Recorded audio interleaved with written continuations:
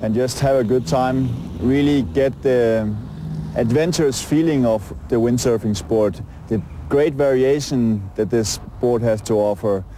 And I must say, every time I go out for one of these search projects, I always have a great time. It's, you wake up in the sun, you go to bed with the sun, and you try to do as much different things during the day. Surf, windsurf, dive, check out the place, go across country and check out the action.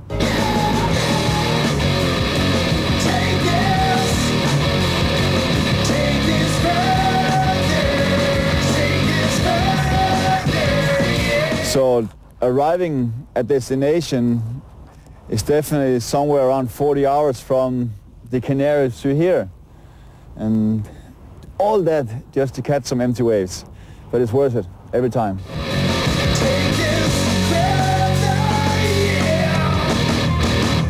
Johnny, put the matches away.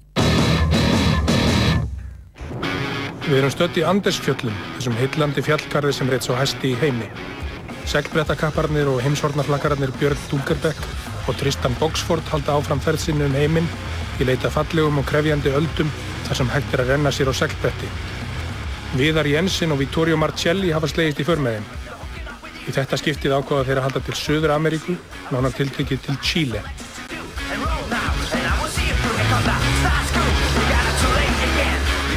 Chile er afar stórt land og því þarf að fara yfir langan veg til að leita að réttu aðstæðunum. Bíllinn gæti reynst besti vinur ferðalanga á endalausum, rekugum og hlykkjóttum malarvegum sem liggja meðfram einni lengstu strandlengju í Suður-Ameríku.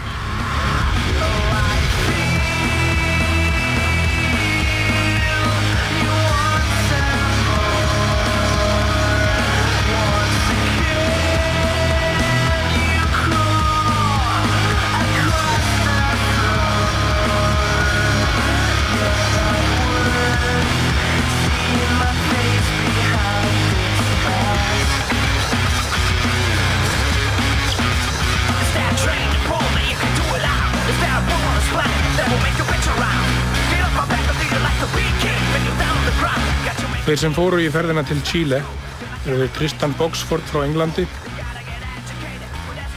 Viðar Jensen frá Noregi, Vittorio Marcelli frá Ítalíu og Björn Dunkerbeck sem keppir fyrir Spán.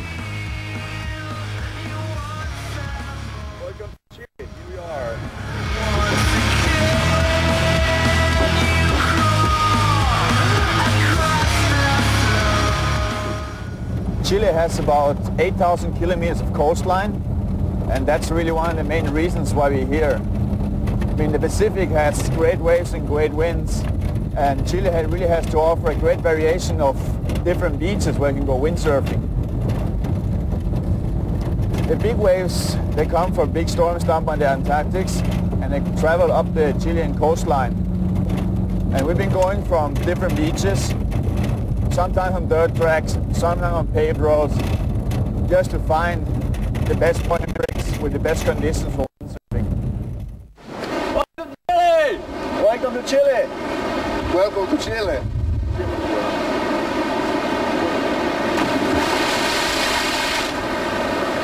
That must be refreshing.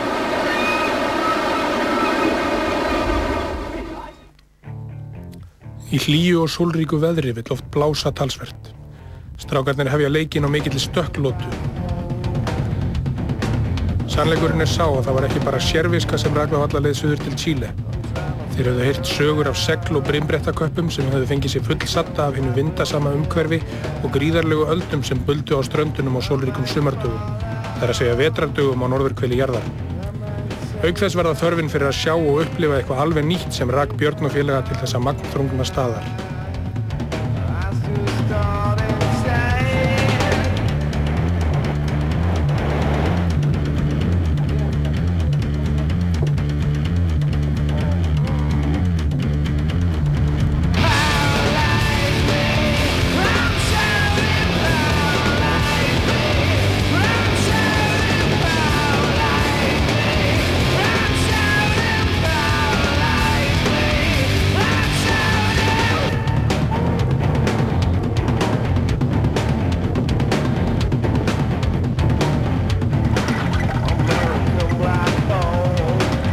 Þeir sem leggja leið sína til Chile verða varir við mikla gestrisni lands og þjóðar. Ef færi gefst ættu Chilefarir endilega að reyna að sýna íbúunum vinsemd af móti. Því Chilebúar eru áreiðanlega þeir vingjarnlegustu í gervallri Suður-Ameríku, rétt eins og land þeirra eitt af friðsælasta í álfunni.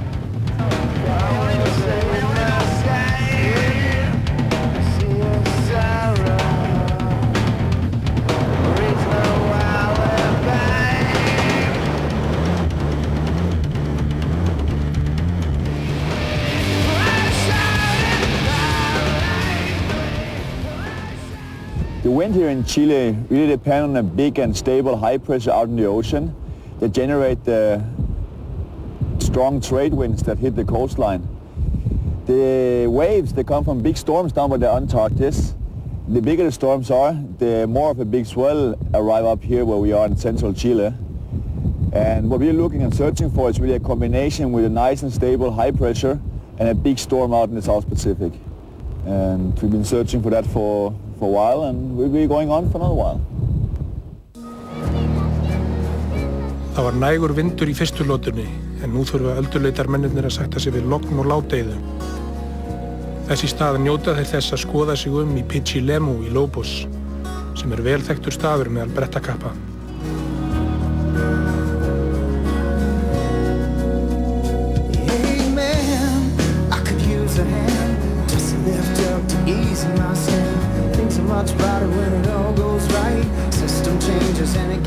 Við þessar aðstæður hins vegar ekki hægt að ríða ölduna með góðu móti.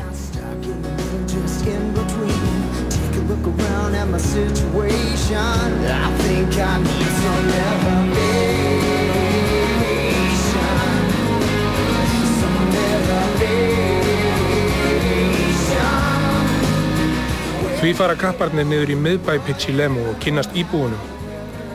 Það gerir ferðina bara skemmtilegri því það alltaf gaman að kynna sér framandi menningu.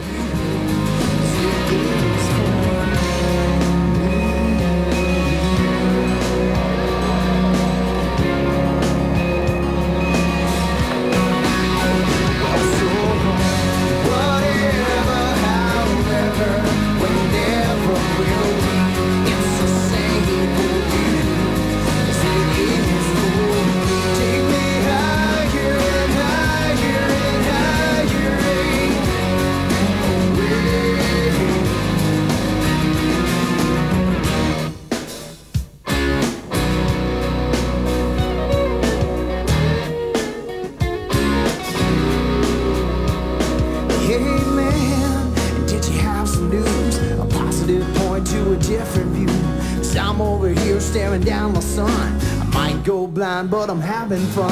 Yes, it all seems to be give and take. But it's always late. My feet can't move, but they're on the run. Well, I think I need some elevation. Some elevation. Way up, whatever, however, whenever we'll be. It's the same for you as it is for me, yeah.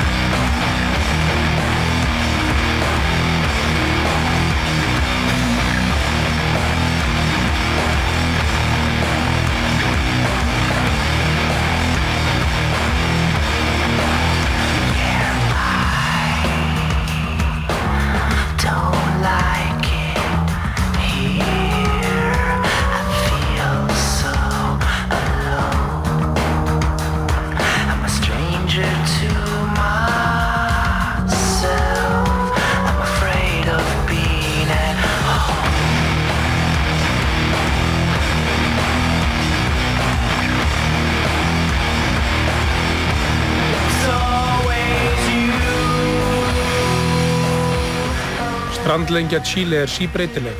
Á þessari 2000 km leið sem söguhetjur okkar aka meðfram ströndinni í miðhluta Chile eru aðstæður gerólíkar frá einum stað til annars. Það aðeins hinn stöðugi sunnanvindur sem breytist ekkert og strákarnir kunna vel við sig meðan hann blæs af krafti.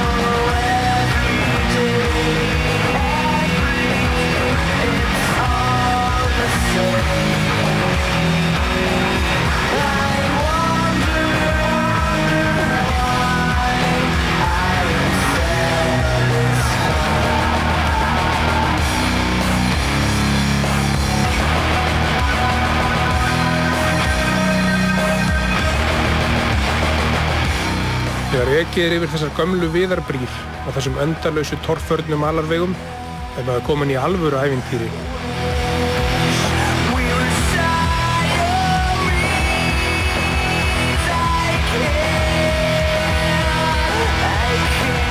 Þegar síminn tekur svo upp á því að verða sambandslaus getur það ástand staðið í nokkrar klukkustundir eða jafnvel svo dögum skiptir. Það gæti líka tekið marga daga að komast á tilætlaðan áfangastað. Það er erfitt að rata og auðvelt að tapa áttum á þessum vegum.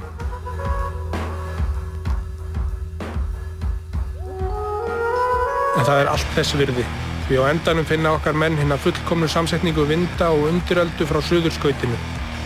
Björn og vinir hans hafa eignast fullkomin leikvöll í þessari villtu náttúru Chile og geta sýnt snilli sína í öldunum.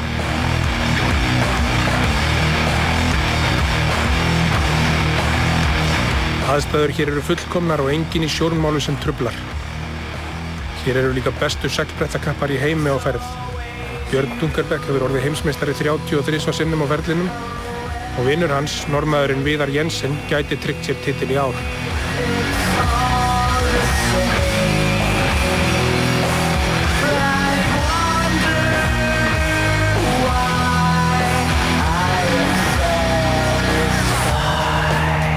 If you ever want to go on a surf trip, this is definitely the place to go in South America.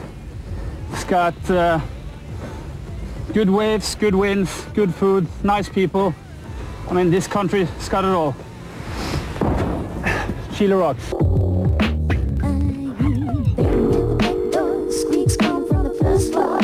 Icy cold feeling makes hairs rise on the back of my neck. Og hvað væri Chile án sinna undurfríðu dætra? Sá sem ekki talar spænsku verður að nota líkamstjáningu og það er auðséð að kapparnir eru fljótir að komast í rétta gírinn.